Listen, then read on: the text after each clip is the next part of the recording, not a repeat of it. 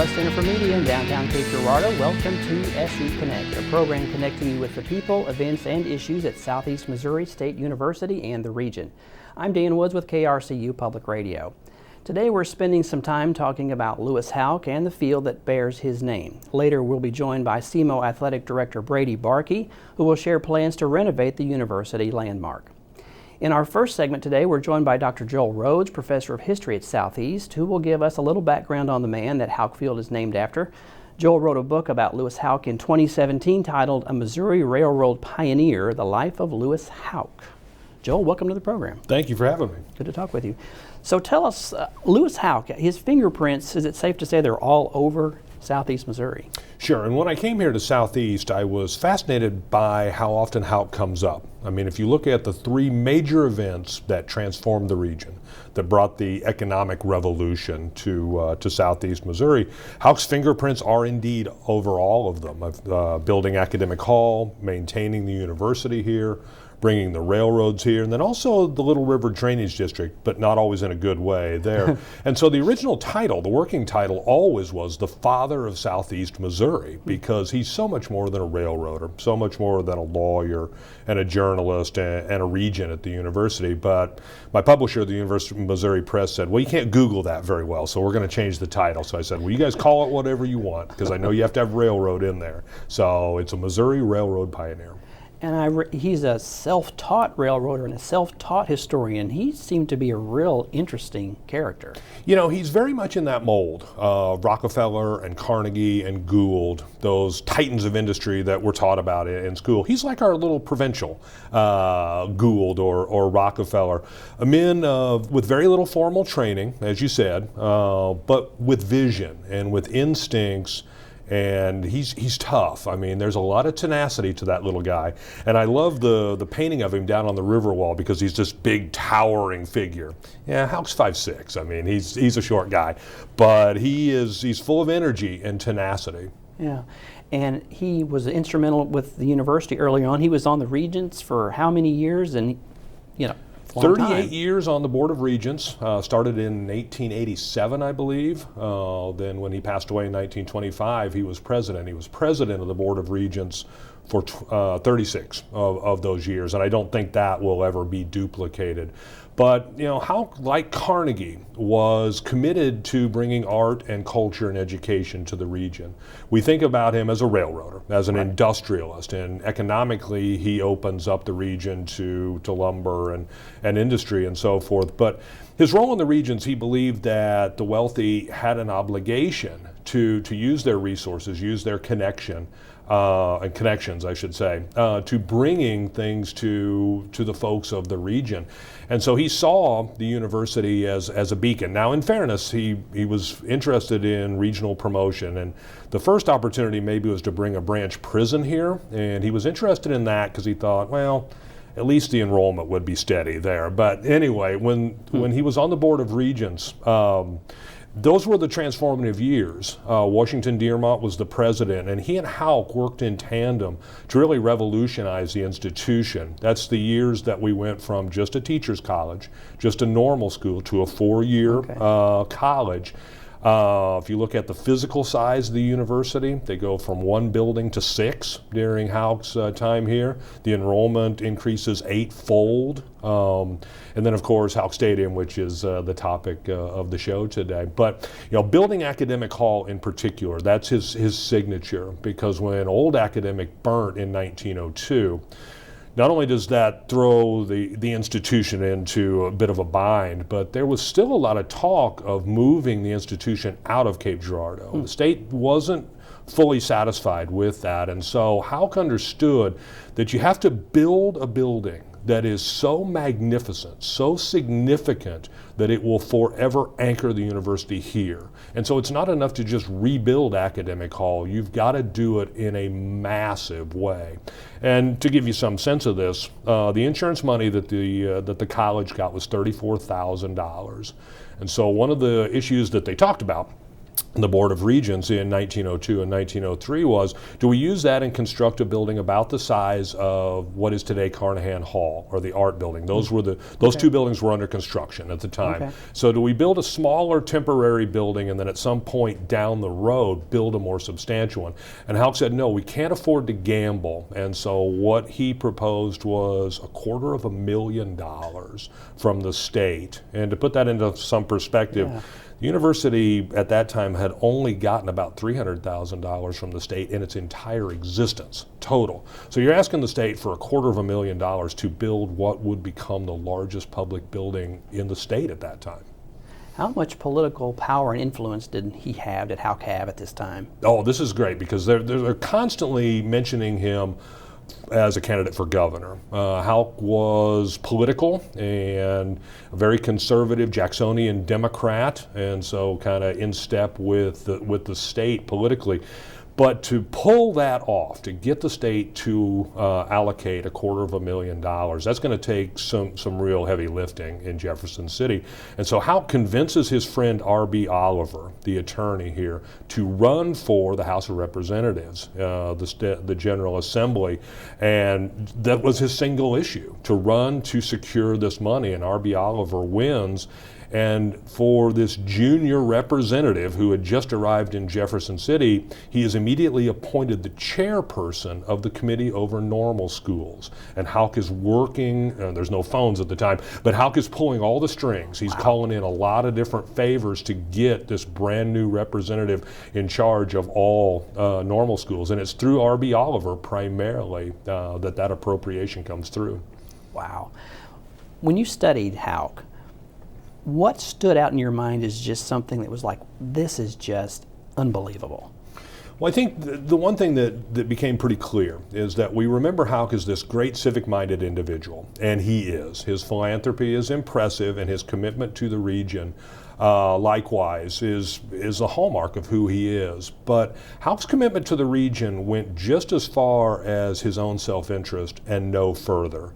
Any project that would eventually enrich him or benefit him, Houck was foursquare with that. But any project where he wouldn't personally benefit, Houck had some resistance to that, and the Little River Drainage District is a perfect example. That's one of those revolutionary events in the region, but Houck was an opponent of that. He fought it through the courts for years because it did not benefit him and ultimately would hurt him, because the Houck family owned virtually all the land south of Cape Girardeau, south of the diversion channel. So much of that proposed early land that would be drained, that was his land. And he did not like this notion of a quasi-government entity taxing that land. And since most of his land was improved already, he was going to pay for, ultimately through his taxes, through his assessment, he would end up paying for the drainage but would get none of the benefit. Even with all his political influence, that's just something he was never able, I guess, to win out on. No, and eventually it went to the Supreme Court a couple of times and he lost out in both cases. So ultimately he is unsuccessful in his attempts to stop the drainage district. But it's a great example of the fact that, Houck wasn't always interested in a victory for Southeast Missouri. If that meant a victory for Louis Houck, then all the better. But the two were mutually exclusive. Yeah. Let's talk about Houck Stadium a little bit. So how did that come to be? How did it become to be named after him? What's the story there? It's really symbolic because Houck had no interest whatsoever in sports. So he would find it very ironic, I think, that the stadium is named after him. Houck was a very private individual, did not like a lot of adulation and attention. So I think he would be uncomfortable with the stadium being named after him anyway. That's why you don't see statues of him. I think the river wall would startle him a little bit. Okay. But in his very last official board meeting as president, the determination was made to buy that land, to buy the quarry. Houck envisioned it as an amphitheater. He thought the arts would be more important. He had, put a lot of his own resources into stocking the library at Southeast. He bought the statuary collection at the World's Fair. Much of the wood paneling, the mantels, the lights in Academic Hall, Houck got those from the World's Fair for the university. So he was more interested in the arts. And people knew that would probably be his last meeting. He was in very poor health at that time, and in fact it was. And so at the next meeting, the regents decided to name the stadium after him. Huh. Interesting. Fascinating character, and we appreciate you coming on and talking about him, Joel. Yeah, it's my pleasure. Thank you. All right. So when we come back, we're going to be talking to SEMO Athletic Director Brady Barke about the renovation of Houck Field. You're watching SE Connect. We'll take a break. We'll be right back.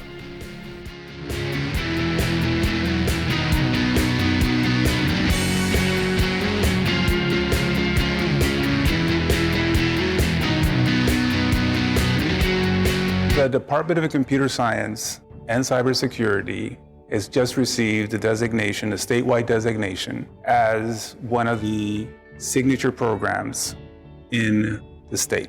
It was chosen because of many of the other recognitions the Southeast has gotten. We are the first actual program in the Bachelor's of Science in Cybersecurity, the first ABET accreditation in the state, the Homeland Security designation. So it does recognize that we are producing quality students. It's growing, and it's going to continue to grow because we read basically every day that someone was just hacked, and we need to be ahead of that curve. We are ahead of that curve. We have not only some of the best technology, as you can see from the cyber range, but we also have faculty who are very dedicated to students and are engaging in research and state-of-the-art work to keep our students informed. We are very pleased that Southeast has received statewide mission designation for the arts. It recognizes us as leaders in the visual and performing arts and confirms the quality of our programs. We are Missouri's only campus dedicated to the arts, being art, dance, music, and theater. And we are nationally accredited in all 4 areas of the art. This year, we were named a Yamaha Institution of Excellence, and theater was named a top musical theater program in the country. We've seen the number of majors increase greatly, and we're recruiting nationally. We consider it critical for our programs that we demonstrate to students how to get careers in the arts. We have students who've been stage managers, they've opened their own dance studios, they're doing film work, just all types of careers. We never rest. We keep going, and there'll be something new tomorrow. There are everyday actions to help prevent the spread of respiratory diseases. Wash your hands. Avoid close contact with people who are sick. Avoid touching your eyes, nose, and mouth. Stay home when you are sick. Cover your cough or sneeze. Clean and disinfect frequently touched objects with household cleaning spray. For more information, visit cdc.gov/COVID-19. This message brought to you by the National Association of Broadcasters and this station. You're not going to get it all right. Just make sure you nail the big stuff. Like making sure your kids are in the right seats for their age and size. Get it right at nhtsa.gov/the-right-seat.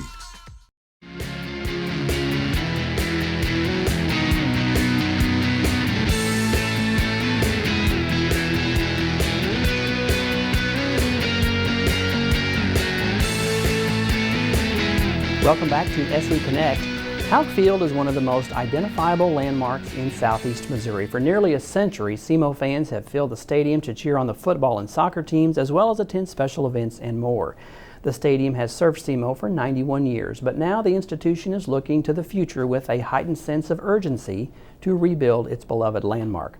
Brady Barke is the athletic director. He's here to tell us about what the plans are and give us all these good details. Brady, good to see you. Yeah, good to see you.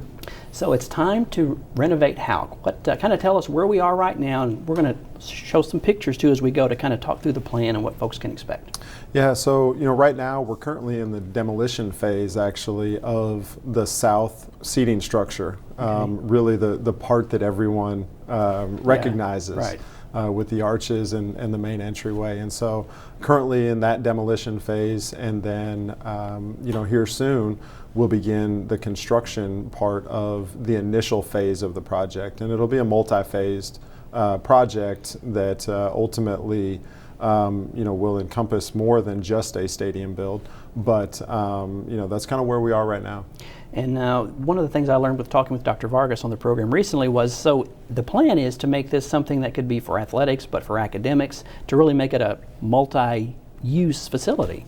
Yeah, it's something that I think is really important for us. We recognize that of course you have football games, you have soccer matches in there, but how do you utilize it more than just as a venue like that? And so we've been thinking about opportunities to incorporate academic components into this potentially, and as we think about where there's overlap, and you think about sports medicine and human performance type of areas, or you think about a commissary, and does that provide opportunities for hospitality management or those types of things, and find ways that maybe you can create academic components or academic space that can also serve a dual purpose on game days.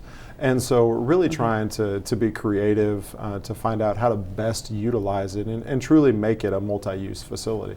And the plan is, with this first phase, demolition going on now, is to be ready by fall 2022, right? Yeah, it's a really aggressive timeline. But people haven't shied away from it right now, and I think just the fact that people are looking for work, contractors, some of them are looking for work, I think has been helpful so far. We'll cross our fingers for the weather and hope that weather and supply chain issues don't get in the way.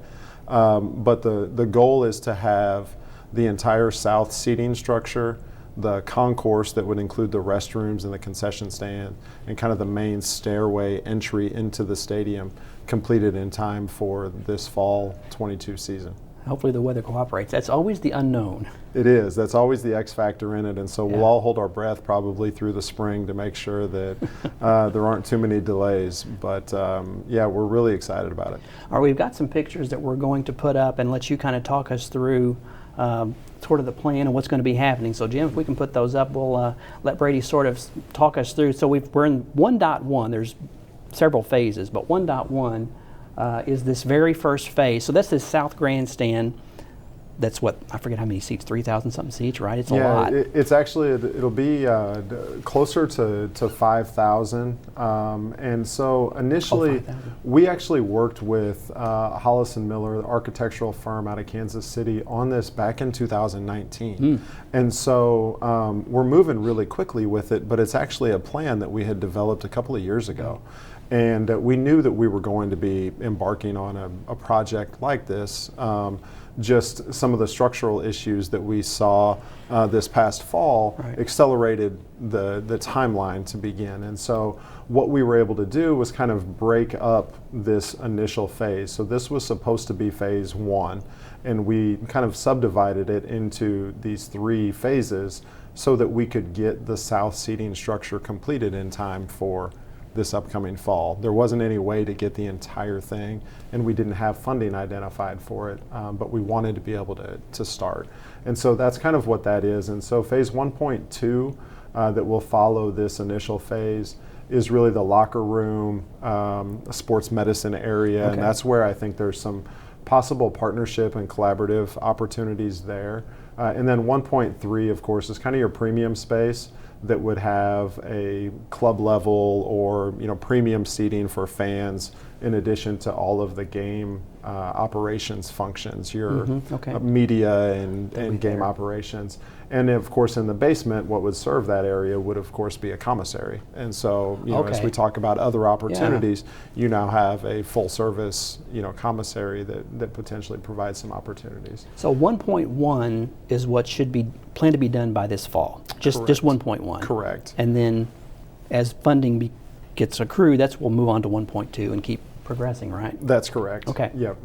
And so obviously just some conceptual designs of what a locker room would look like. There was a view there from outside or from the press level or the club level, looking outside and that type of thing.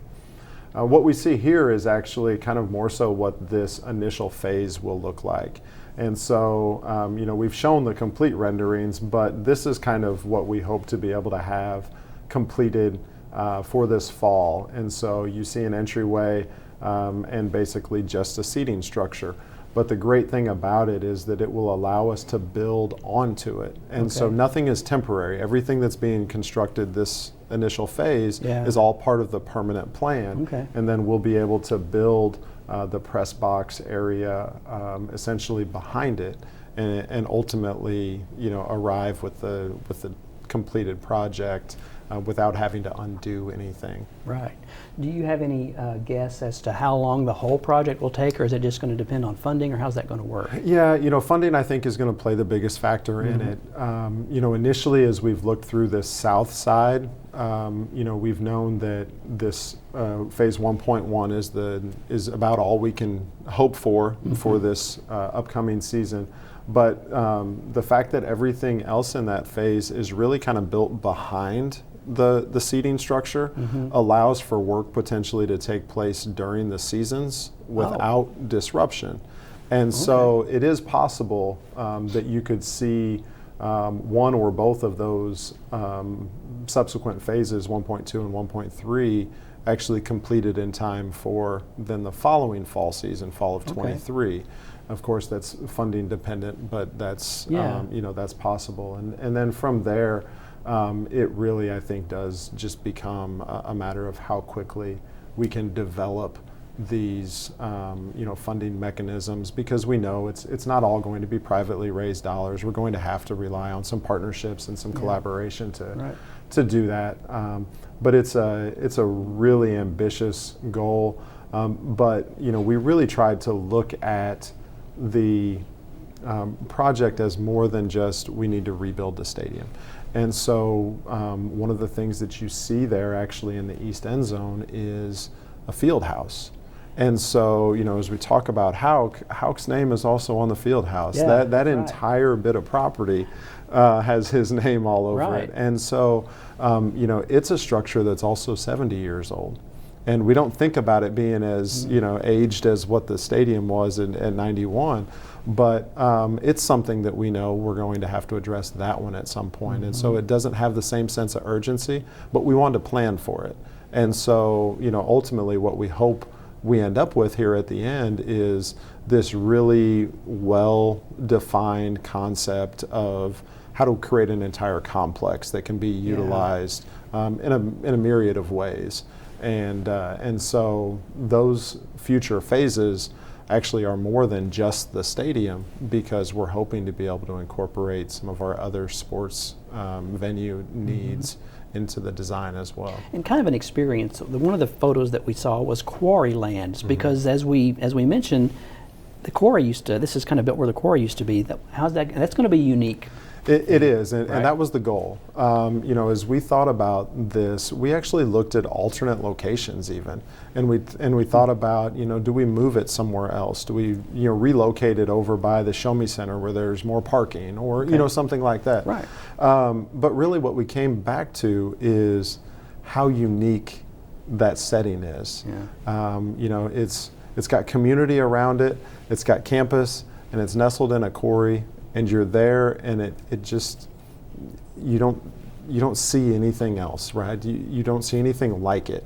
And what we really wanted to do was be able to have something that when a fan goes there, or when someone watches it on TV, they tune in and they look and they're like, I know exactly where that is. That's the only place that we ever see this. And so we actually tried to highlight that and expose the quarry and make it an identifier. And so it's a really neat concept. It's in the second phase, and then kind of playing off that, quarry land in particular is one of those places for the kids. And I know myself, I've got young kids, and it's hard to keep them kind of contained. Right. But you want to be able to go and watch the game, and so it's a place for them to be able to play and have fun and make it, again, more of a family-friendly environment.